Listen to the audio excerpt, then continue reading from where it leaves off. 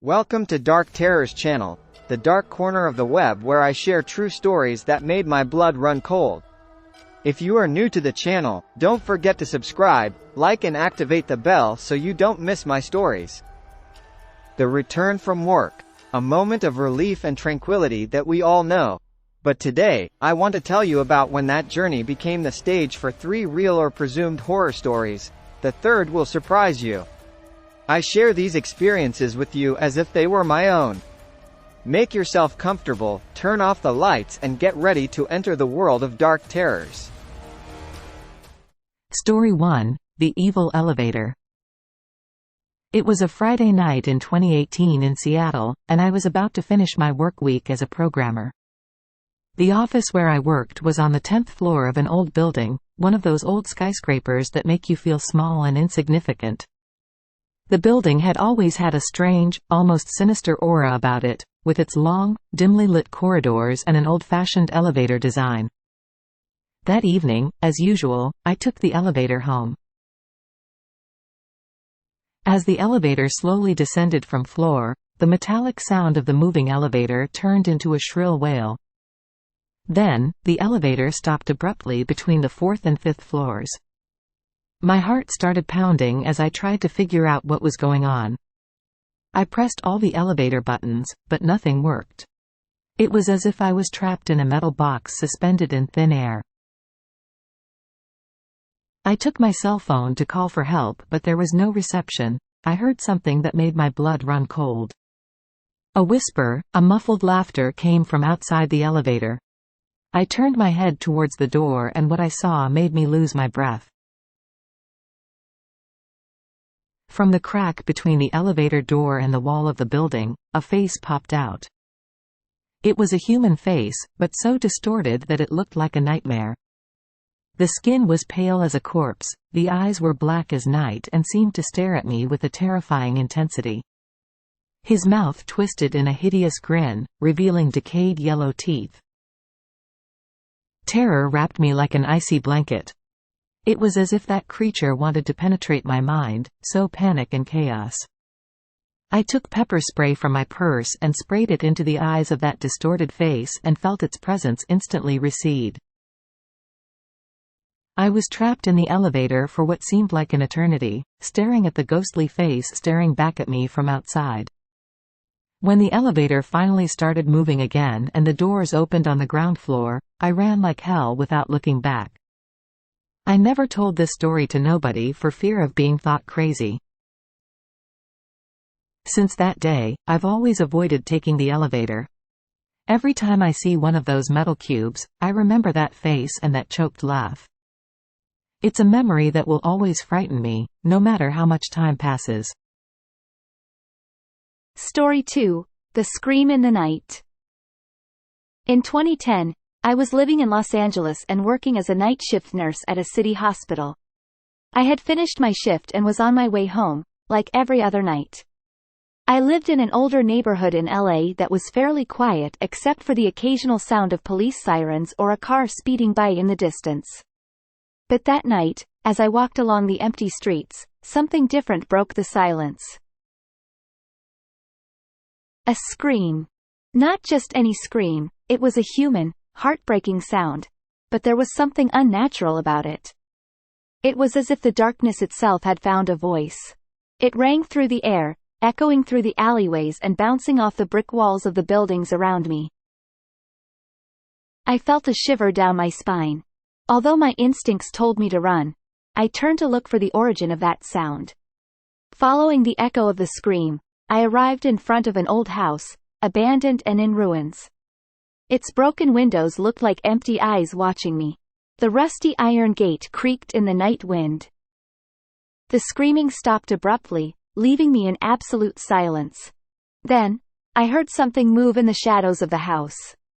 Something I couldn't see, but I could feel. I don't know if it was an animal or something much worse.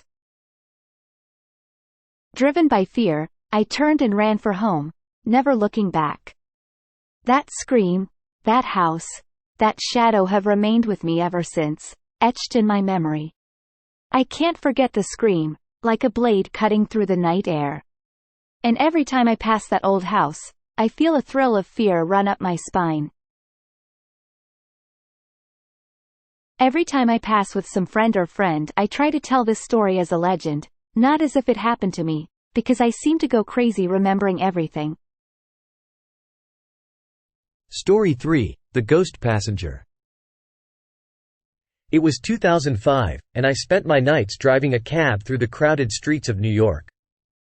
At that time in my life, I had already seen many strange things, but nothing came close to what I was about to experience.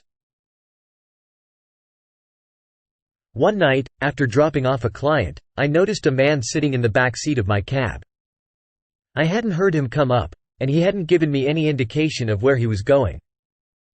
The man was pale as a sheet and wore an old hat and a long black overcoat. His face looked familiar to me, but I couldn't figure out where I'd seen it before.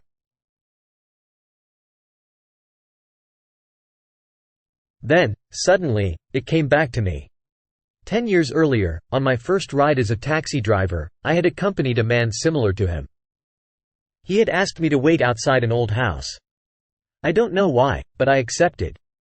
After a while, I heard the cries of men laughing in amusement, and from the window I saw the shadow of a man covered in blood and someone hounding him.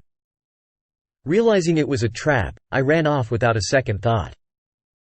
The man I had accompanied never left that house. I saw his photos in the newspapers and TV that spoke of missing persons, but I never had the courage to report what happened.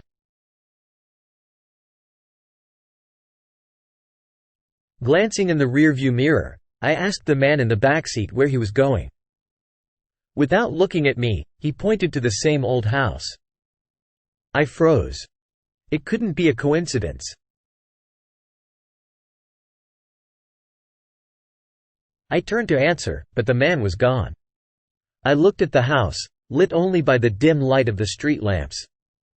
Fear struck me, like a cold dagger in my heart. I ran away as fast as possible, with the harrowing images of the window with the man full of blood from 10 years ago. I stopped about 5 miles from the house. The place was deserted.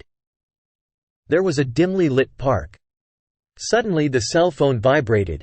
I took it to see the message. And what I read made my skin crawl. There was no number but only the message that said, "Come and see me at the third lamppost to the left of the fountain." I saw a police car enter the alley, and I didn't know what to do. I wanted that night to end. But perhaps it was the man himself who made it all happen that night. The police officer stopped to ask if everything was okay, and seeing me terrified, he asked me for documents and the reason why I was in that area of the city that was not covered by my taxi company. I showed the agent, a man of short stature but robust, the message that had reached me. He looked at his assistant and they asked me to follow them to the third lamppost as it was written in the message. What we saw was incredible. A car had slammed into the lamppost. That was why the steering wheel was there and the customer's hat had popped out from under the car. It was the longest and most terrifying night ever. The forensics and other patrols arrived. I was interrogated for a long time. I only explained the parts of the story that could be told. I didn't want to end up in a madhouse. Even the agents were silent about the phantom message. The investigations led to the capture of the underworld boss who had committed the murder 10 years earlier. The discovery of the remains of the man's body torn to pieces and buried there in that park served to frame him. The family of the slain man thanked me for giving peace to their loved one. Since that night, every time I drive my taxi, I can't help but look at the back seat and remember the pale man. Every time I go back to that street I look at that abandoned house and I still have the gruesome vision of the horrendous murder. This is a story that haunts me, and will continue to haunt me forever.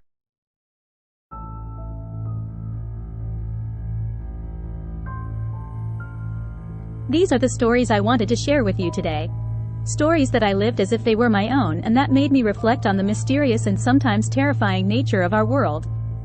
If you enjoyed this video, don't forget to subscribe, like and activate the notification bell. And remember, fear is only the beginning. See you soon on Dark Terrors channel.